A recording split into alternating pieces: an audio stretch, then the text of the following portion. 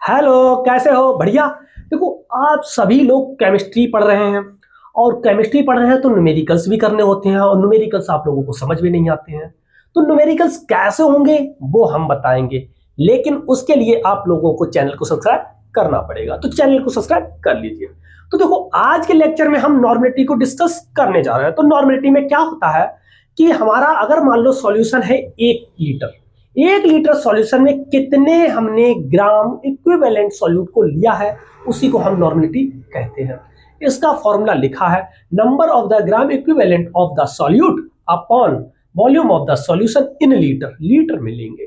अब यहाँ पे अगर आप लोगों को number of the gram equivalent of the solute नहीं पता है तो उसके लिए भी फॉर्मूला मैंने लिख दिया है कि number of the gram equivalent of the solute निकालने के लिए मास अपॉन इक्विवेलेंट मास निकालते हैं। अरे वाह, मास तो हमें दिया जाता है, सॉल्यूट का दिया जाता है, नहीं तो निकाल लेते हैं।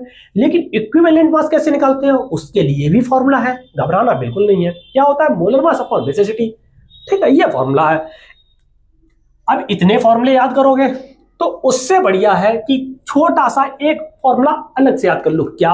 कि नॉर्मेलिटी बराबर क्या हो गया? Mass of solute upon equivalent mass into में volume of the solution. Volume of the solution अगर हम लीटर में लेते हैं तो यहां पर हमारा 1000 नहीं होगा, अगर हमने मिलीलीटर में लिया तो 1000 रहेगा। समझ में आया? ठीक है, क्योंकि लीटर में है तो 1000 नहीं होगा, अगर मिलीलीटर में है तो 1000 रहेगा। तो देखो, इसमें हमें कई सारी चीजें निकालने को देखने को मिलती हैं। कई सारी चीजें कौन कौन सी देखने को मिली? देखो, सबसे पहले हमें नॉर्मेलिटी देखने को मिली, सबसे पहले हमें क्या मिला है? मास ऑफ द सॉल्यूट देखने को मिला है, हमें इक्विवेलेंट मास देखने को मिला है, वॉल्यूम देखने को मिला है। यानी कि 4 चीजें हैं। 4 चीजें अगर हमारे पास है तो हम इनके न्यूमेरिकल्स कर लेंगे। ठीक है, 3 चीजें हैं, चौथी चीज निकालनी होगी तो हम कर सकते हैं।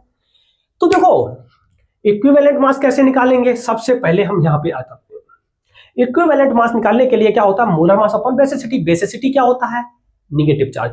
जैसे कि अगर हम सोडियम कार्बोनेट को लेते हैं, सोडियम कार्बोनेट का सिंबल क्या है? फॉर्मूला क्या है? Na2CO3। इसका मतलब है इस पे निगेटिव चार्ज कितने होंगे? सोडियम पे 1 प्लस का होता है तो कार्बोनेट पे 2 माइनस, यानी कि 2 माइनस। तो इसकी बेसिसिटी भी कितनी है? 2। -2 नहीं, सिर्फ 2। तो बेसिसिटी आपको पता चल गई 2।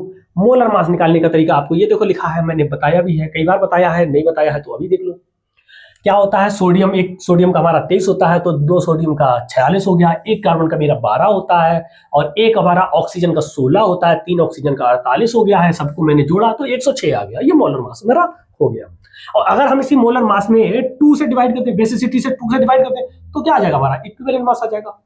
हम ये निकाल लेंगे बहुत सिंपल तरीके से। तो कितना आ जाएगा? 2 से डिवाइड करने तो 53 आ जाएगा। यहां तक तो कोई दिक्कत नहीं ना?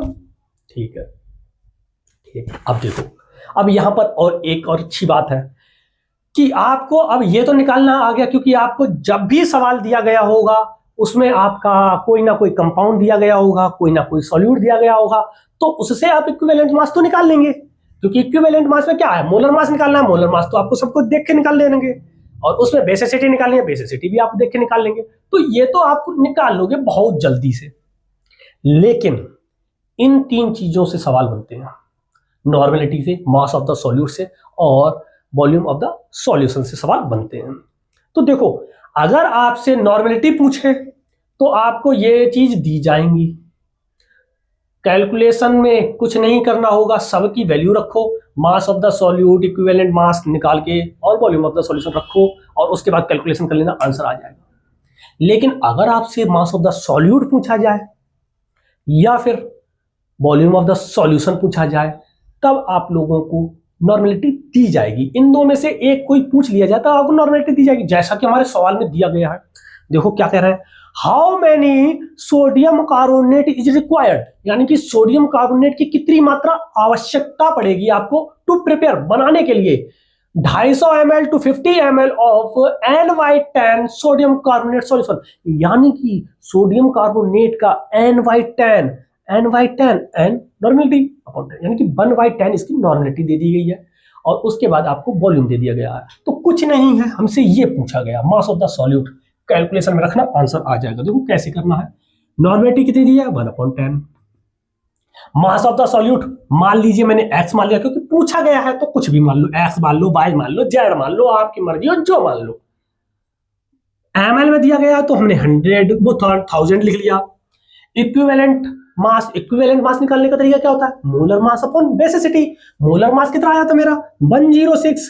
बेसिसिटी कितनी थी? 2, क्योंकि इस पे नेगेटिव चार्ज 2 होते हैं, इसको काट दिया 53 इनटू में। और ये वॉल्यूम मेरा कितना दिया गया है? 250, तो 250 मैंने रख दिया। यहां तक बोलो कोई दिक्कत नहीं। अब बस कुछ नहीं, हमें x की वैल्यू चाहिए, आंसर आ जाएगा। इसको काट दीजिए एक बार में, इसको 4 बार में, ये डिवाइड में आ जाएंगे तो ये मेरा 40 हो जाएगा और ये वाला मेरा मल्टीप्लाई ऊपर चला जाएगा, तो कितना आ जाएगा? 53/40, 53/40। और अगर आप इसको डिवाइड कर दोगे तो आपका आंसर आ जाएगा मास ऑफ द सॉल्यूट का। और ये बताओ आप लोग कमेंट में कि कितना आंसर आएगा। और अगर आप लोगों को ये वीडियो अच्छी लगी है और अगर आप लोगों को ये क्वेश्चन समझ में आए हैं तो वीडियो को लाइक, चैनल को सब्सक्राइब कर लीजिए।